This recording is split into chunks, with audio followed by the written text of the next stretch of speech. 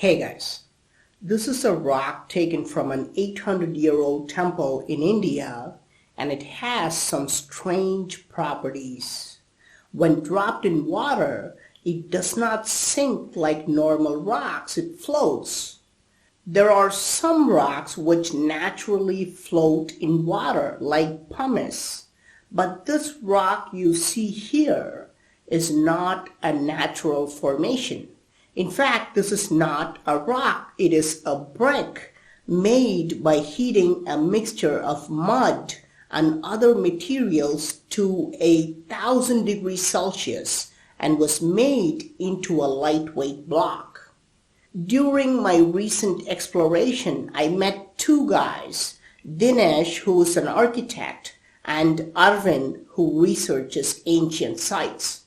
They explained that we use the same technology today. These blocks are called ACC or AAC blocks. AAC stands for autoclaved aerated concrete and is made by injecting foam into concrete, which makes the block lightweight. These blocks, when dropped in water, also float just like the ancient brick we saw. If we look at the Wikipedia page, it shows that AAC was invented in mid-1920s, just about 100 years ago. However, we can see that this technology was in use at least 800 years ago in India.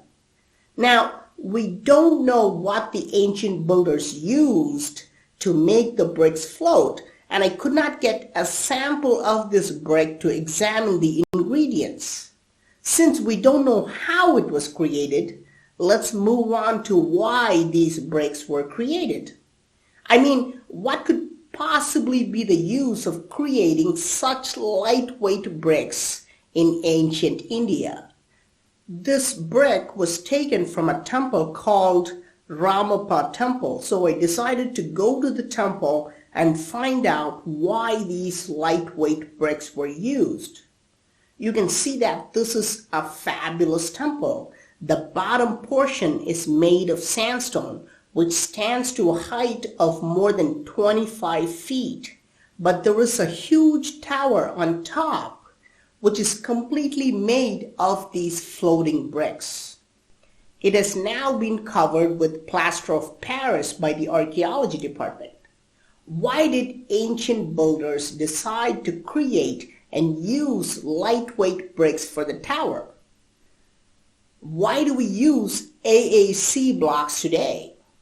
Modern engineers recommend the use of lightweight blocks in buildings to make them earthquake-proof.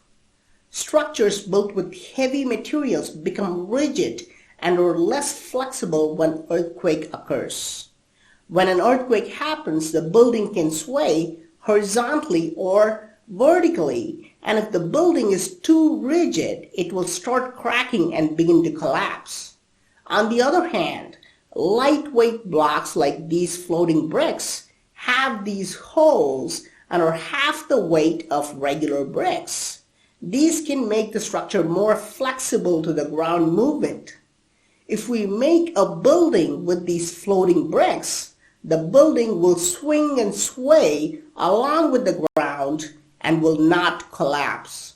This is exactly why these floating bricks were used on the tower, to make it earthquake-proof. Now, all this sounds great in theory, but can this temple really withstand an earthquake? Let's go inside and you will be surprised. As soon as you enter, you realize that this temple was affected by a massive earthquake. Look at these sandstone blocks. They have been twisted out of place and are not at the same level at all. This is the center of the temple. Look at the floor. These rectangular blocks at the base have popped up and are protruding on all sides. These blocks are called plinth beams and have been dislodged by an earthquake, and the pillars have sunk to about 14 inches inside the ground.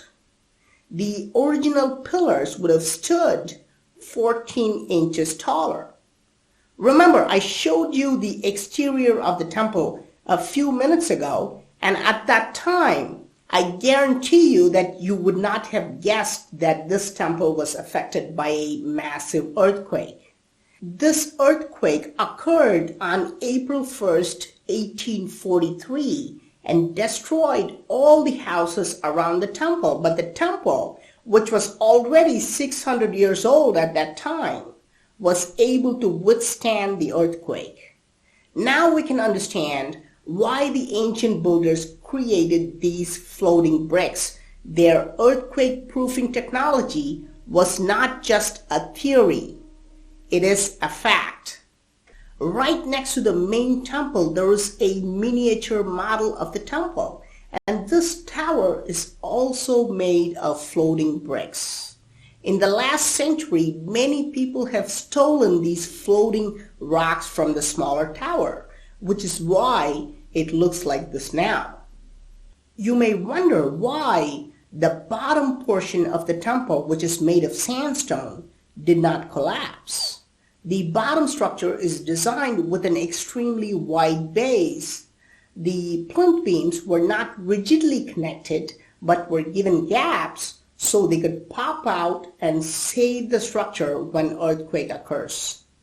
But most importantly, ancient builders employed a technique called sandbox technology. What is sandbox technology? The ancient builders dug a trench which is more than 10 feet deep and filled it with a strange mixture. Initial analysis shows that this mixture consists of powdered granite, non-centrifugal cane sugar, sand, and another unique compound which has still not been identified. The temple was erected on top of this mixture, and the mixture acts as a cushion and absorbs the vibrations of earthquakes, minimizing damage to the temple. Please do share this amazing ancient technology with your friends. I am Praveen Mohan. Thanks a lot for watching. Don't forget to subscribe and also click on the bell button to get all the updates. Please give this video a thumbs up, and I will talk to you soon. Bye.